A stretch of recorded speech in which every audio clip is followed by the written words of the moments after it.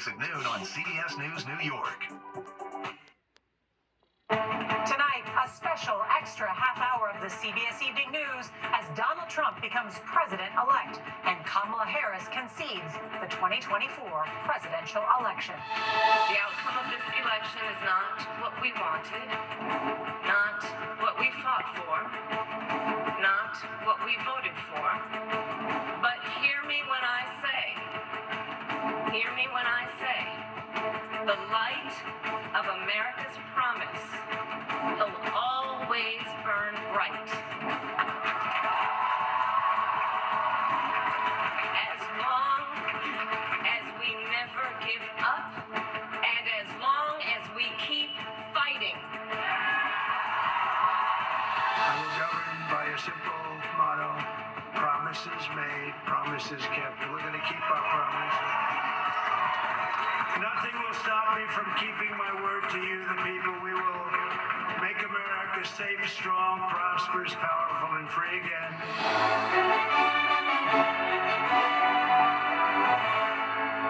Good evening once again, and thank you for joining us for our extended election coverage. Kamala Harris voters told us the state of democracy and abortion rights were the key issues they voted on. Trump supporters told us the economy and immigration were their top priorities. CBS's Major Garrett joins us now with a breakdown on the issues. All right, the issues that the Kamala Harris campaign spent their time talking about, did that resonate? It really didn't, Nora, and both campaigns had a theory.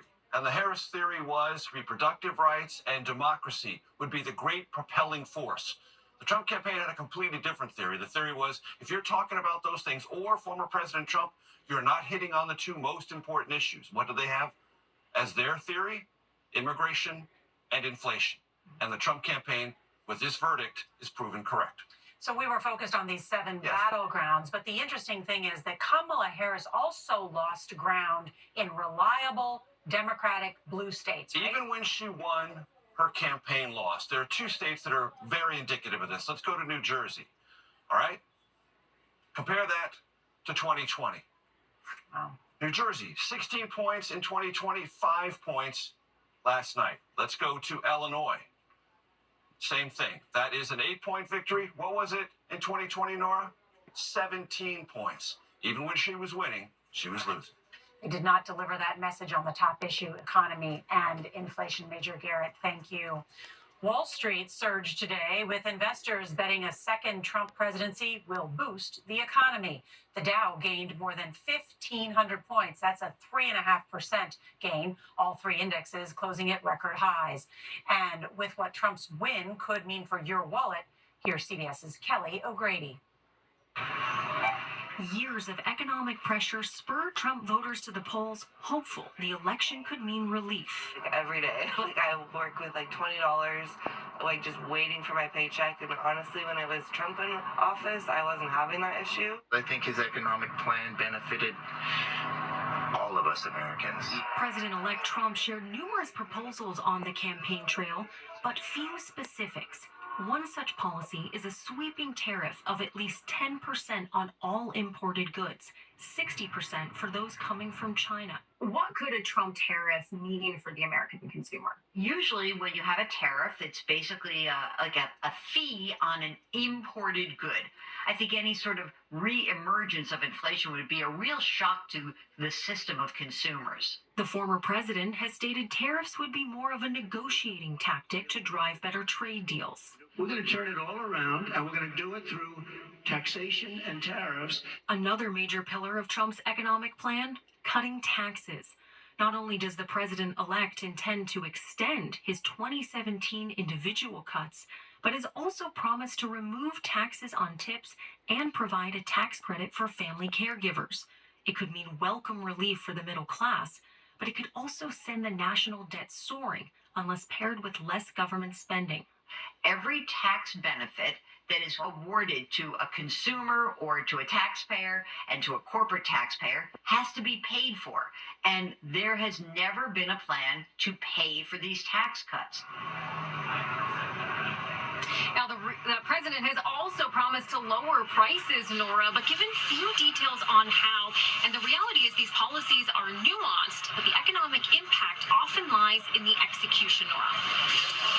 ask you about the stock market. It saw its best day in years today. What was behind investors jumping at Trump's return to the White House? Well, Nora, investors are betting that Trump is going to be good for business. He's floated cutting the corporate tax rate, pledged a softer regulatory environment. Shareholders see that as a potentially good news for corporate profits. But remember, the markets and the economy, they can be two very different things, Nora. But the American economy is strong. Kelly O'Grady, thank you. The president-elect's harsh rhetoric on immigration was front and center in the campaign. How much of it will now become reality? CBS's Lilia Luciano reports from Las Vegas. Trump's stated plan for mass deportations comes with a heavy price tag. We're going to fix our borders. President-elect Donald Trump's rhetoric could soon become reality. Immigration was a centerpiece of his campaign and something he hammered on the trail.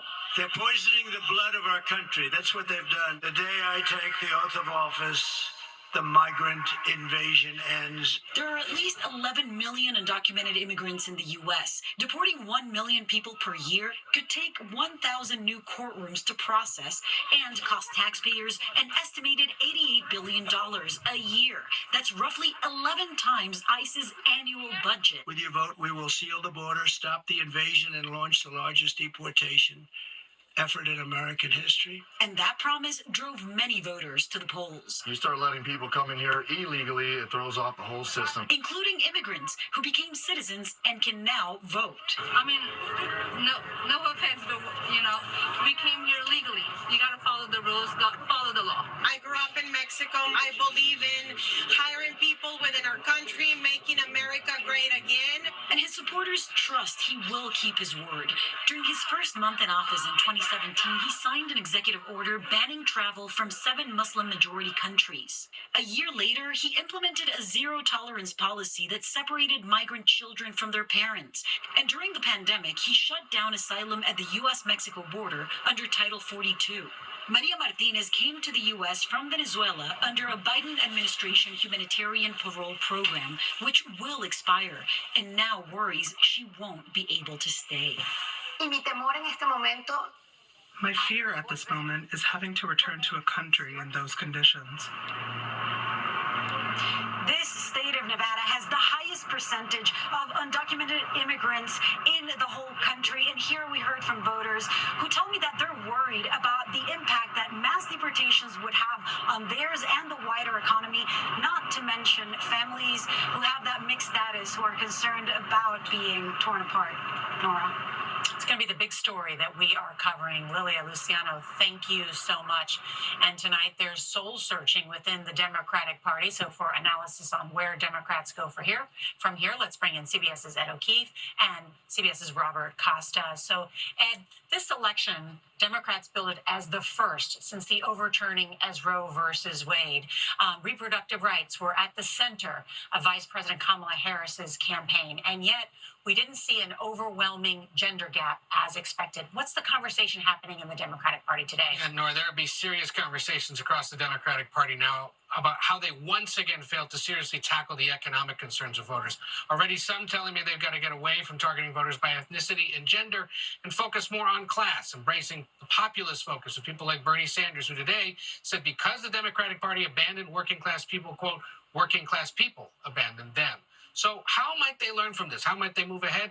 Take a look at candidates like Ruben Gallego, who's poised to win his Arizona Senate race. See if future candidates try learning from how he did it. He's a Mexican-Colombian Marine veteran, father of 2 young kids, successfully won in a battleground state by emphasizing his military record and winning the support of those Latino men who Kamala Harris failed to win. Also today, several Democratic governors, including Midwestern and Southern executives who've been dealing with the Trump administration during the pandemic, began more serious conversations about how to, as they put it, Trump-proof their states against what a senior aide to one of the governors called, quote, the assault on democracy we're about to endure. These are pretty serious discussions, including clarifying issues of state and federal relations, like when National Guard troops might be deployed, how to deal with women reproductive issues when women need to cross state lines for services, environmental regulations and vaccine mandates, how the federal government regulates industries. It's going to be an ongoing project over the next several months. might involve executive orders and special legislative sessions, with Democrats getting ready to fight the Trump administration. You know, Robert, I was asking Ed about soul searching, but in many ways, too, what's going to happen is an unraveling of President Biden's administration, and this will change his legacy with Donald Trump as the 47th president. What are you hearing about what Donald Trump was doing today? Former President Donald Trump, now the president-elect of the United States, he has been meeting with Republican senators, Republican House members, talking to members of the business community, figures from Silicon Valley and the tech sector like Elon Musk, thinking through what an administration will look like. They believe they have the Democratic Party, to Ed's point, on the ropes, that they're winning over working people. And they believe they can try to consolidate working people, Black Americans, Latino Americans, and many other groups that have in past elections gone to the Democrats by moving forward on the economy. They like what they see in the market today, and our report shows there are a lot of gains on Wall Street, but they want to make sure come January and February that people on Main Street feel a little bit of a boost too. Ed, you cover the White House. I can only imagine what was happening inside the White House today with President Biden, who feels like he has said publicly, passed the most aggressive agenda since FDR, was one of the best friends for labor that any president has had in American history. What do you know about what's happening? We know he spent last night calling some of the Democrats who won across the country, like the new governor of North Carolina, Josh Stein. Today was a quieter day as he prepares to address the nation and the world tomorrow. He also extended an invite to former President-elect Trump, whose team says that they will meet very soon. The world will be watching to see what President Biden says. His party will be watching, too, because there are a lot who blame him for all of this. And, you know, Robert, you alluded to this, but anything about a new president is also about who he or she surrounds them with. And already so many people angling for positions in a new Trump White House. Elon Musk has said he's going to be in charge of dismantling and reducing the deficit. I mean, he's talked about reducing trillions of dollars in spending. What's this going to look like? Often when a president comes into office, they want to staff the administration and their cabinet with people who will fill out the coalition, keep the party in line. If you're a conservative, you maybe bring in a centrist or even a Democrat to show the country this is a place that has a Big Ten. For Trump, loyalty is key. He wants people who are going to be loyal to him.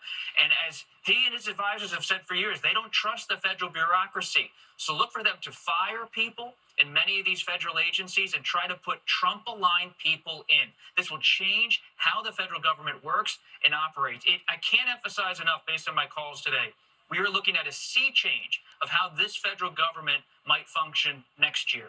In part because they believe the voters gave them a mandate with these sweeping wins today. We will continue to cover it. Robert Costa, Ed O'Keefe, thank you so much for your reporting. We appreciate it. All right, what does Donald Trump's victory mean for his legal troubles? That story's next. Donald Trump will be the first convicted felon to become president of the United States. And while he was facing a federal trial, his victory means he will likely be able to delay or end the criminal proceedings he's up against.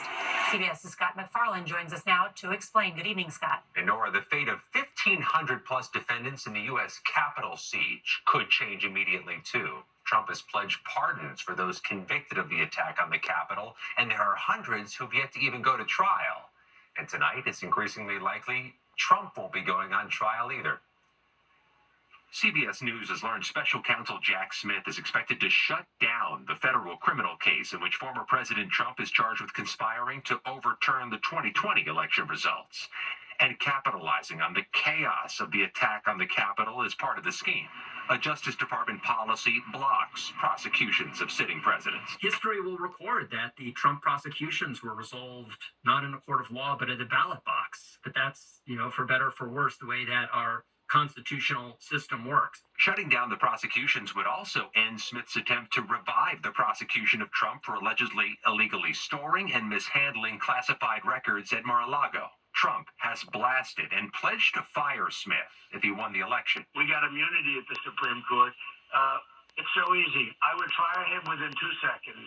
The special counsel had hoped to bring Trump to trial by jury in Washington, D.C. earlier this year, and even seated a new grand jury and secured a new indictment against Trump after a July ruling from the Supreme Court that Trump enjoyed some presidential immunity from crimes.